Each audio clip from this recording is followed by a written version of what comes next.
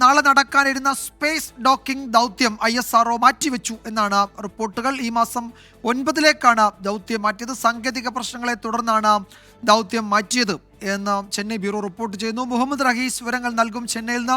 റഹീസ്, എന്തൊക്കെയാണ് വിവരങ്ങൾ?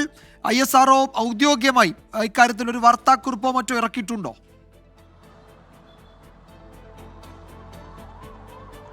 വിജയകുമാർ, നാളെ രാവിലെ 9 മണിക്കും 10 മണിക്കും ഇടയിലാണ് ഇന്ത്യ ഏറ്റവും അധികം പ്രതീക്ഷിക്കപ്പെടുന്ന സ്പേസ് ഡോക്കിംഗ് എക്സ്പെരിമെന്റ് നടക്കും എന്ന് നമുക്ക് അറിയിച്ചിരുന്നത്. അതുകൊണ്ട് തന്നെ നമ്മളടക്കമുള്ള മാധ്യമങ്ങൾ ഇതിനുള്ള മീഡിയ രജിസ്ട്രേഷൻ നടത്തിയിരുന്നു. ആദ്യഘട്ടത്തിൽ അതിന് വന്ന ഒരു റിപ്ലൈ മെയിലിലൂടെയാണ് ഇത്തരത്തിൽ ഈ സ്പേസ് ഡോക്കിംഗ് മാറ്റിവെച്ചു എന്നുള്ള കാര്യം വ്യക്തമായത്.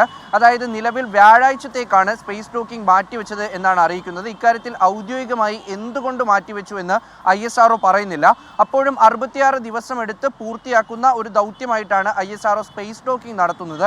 അതുകൊണ്ട് തന്നെ ഈ 2 ഉപഗ്രഹങ്ങളും ഓർബിറ്റിൽ കൃത്യമായ അകലത്തിൽ വന്നാൽ മാത്രമേ അതിലെ ഡോക്കിംഗ് പ്രക്രിയ പൂർത്തിയാക്കാൻ കഴിയുകയുള്ളൂ. ഓരോ മിനിറ്റിലും ഇത് കൃത്യമായി നിരീക്ഷിക്കപ്പെടുന്നുണ്ട്. അതുകൊണ്ട് തന്നെ അത് കൃത്യമായ ഒരു അകലത്തിൽ എത്തിയിട്ടില്ല 2 പേടകങ്ങളും എന്നാണ് ഇപ്പോൾ മനസ്സിലാക്കുന്നത്. ഓരോ നിമിഷവും കൃത്യമായി വീക്ഷിച്ചുകൊണ്ട് അതിൻ്റെ ചലനങ്ങൾ മനസ്സിലാക്കി മാത്രമേ ഈ പൂർത്തിയാക്കാൻ കഴിയുകയുള്ളൂ. അതുകൊണ്ടാണ് ആദ്യഘട്ടത്തിൽ നാളെ രാവിലെ 9 മണിക്കും 10-നും ഇടയിൽ ഡോക്കിംഗ് നടക്കും എന്ന് പറഞ്ഞത്. അപ്പോൾ സ്വാഭാവികമായിട്ടും ഈ ഭ്രമണപഥത്തിൽ ഉണ്ടാകുന്ന ഏതൊരു ഡിസ്റ്റർബൻസും ഏതൊരു സാഹചര്യവും ഈ ഡോക്കിങ്ങിനെ ബാധിക്കാം.